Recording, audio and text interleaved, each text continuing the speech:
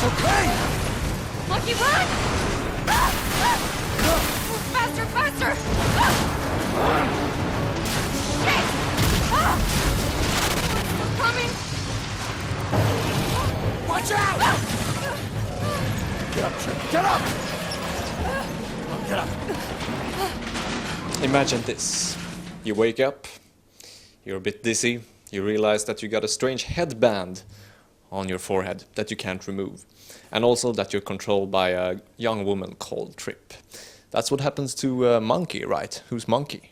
Right. Well, Monkey's he's actually the main character in the game, the one you play, and the story's based on Journey to the West, which is a 400-year-old Chinese novel that's been adapted many times into cartoons, theatre, film, games, and we really loved the characters in it, Monkey and Trippy Taka, and we felt like we could do our own version of it.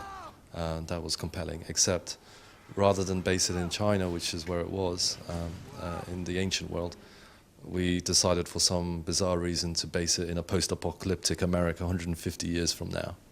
Yeah, sure. And the game is, of course, Enslaved, Odyssey to the West. And can you tell me about what kind of game is this? What genre would you describe it? I mean, I guess the best way to describe it, it's an action-adventure, a very story-driven action-adventure. And so, you know, when we finished our last game, Heavenly Sword, we really wanted to kind of improve on that, like look at everything that worked and everything that didn't work as well as we wanted, and to just craft an experience that was really cinematic and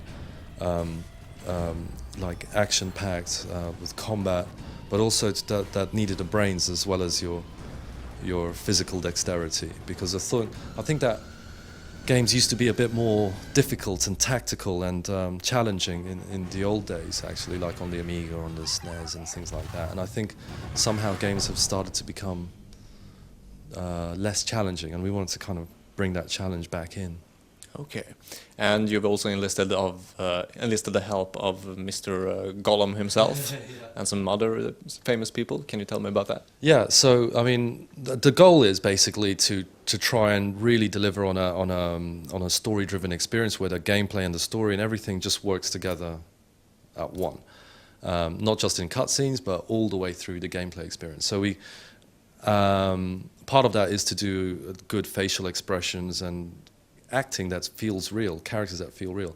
So we got Andy Serkis, who played King Boham in Heavenly Sword and Gollum in Lord of the Rings.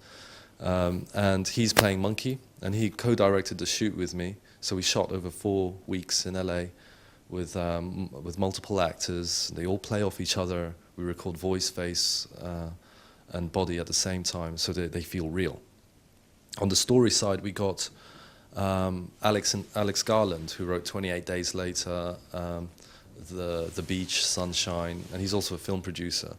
And he really wanted to work in games. Like he's been a massive gamer all his life.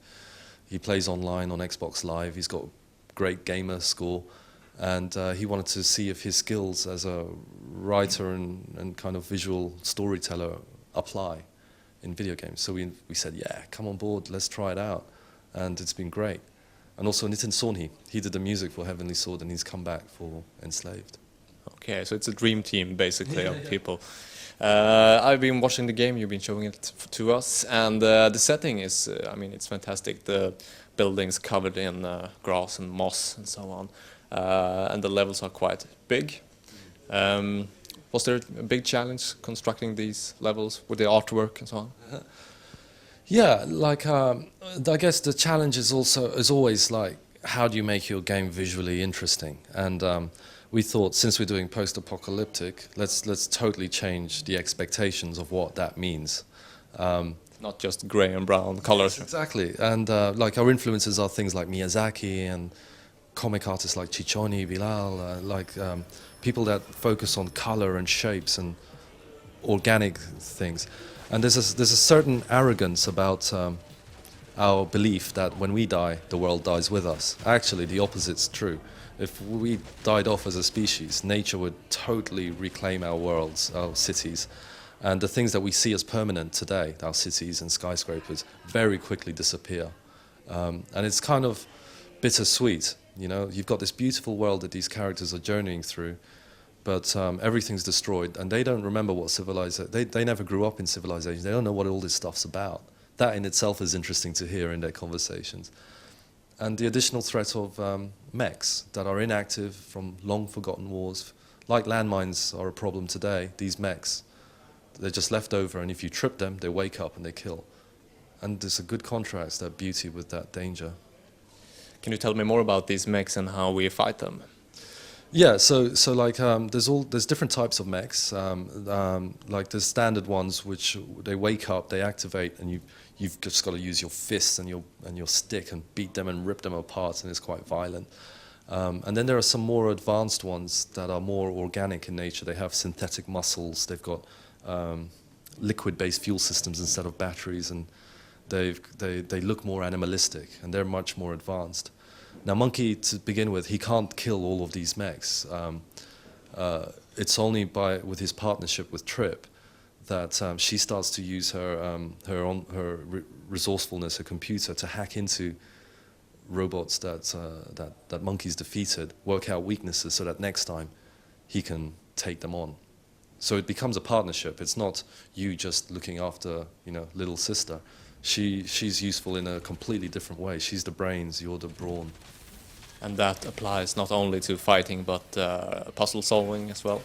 Yeah, absolutely. So like Trip, she'll look after herself. So the danger with a game like ours, where you've got a secondary character, is that it turns into an escort mission, which is usually the worst part of other games, So you have to make sure that she's useful. You have to make sure that she won't do anything stupid.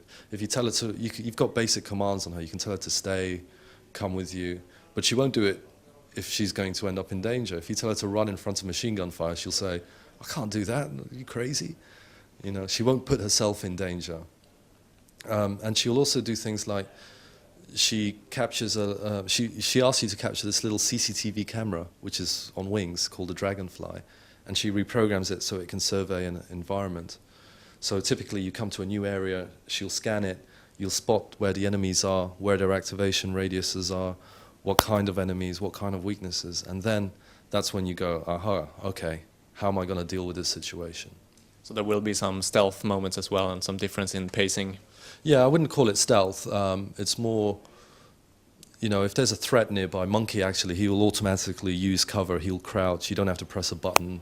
But you can, for example, use platforming, because he's like, if you get the clambering right, he flows like Tarzan across the landscape. So you can drop in behind an enemy that's got a weakness, a takedown. You can beat it up, rip off its gun, and then use that to shoot the other enemies instead of just going in fighting. So a lot of the combat has multiple solutions, and a lot of it is quite tricky. Like, you've got to think, how do I get Trip through this safely?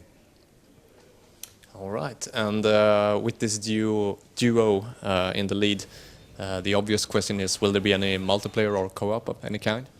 No, there's no plan for multiplayer from the beginning, or co-op. The beginning of the game, we just wanted to make the best single-player experience we could.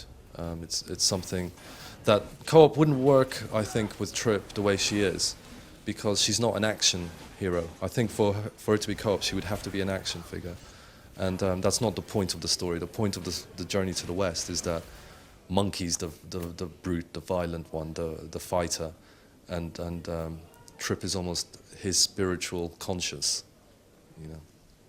All right, sounds good. I'm looking forward to playing the complete game.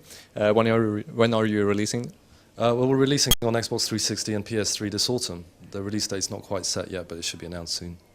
All right, thanks for your time. Thank you very much. Thank you.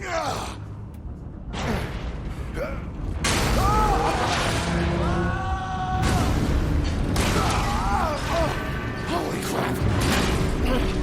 I gotta get out of here.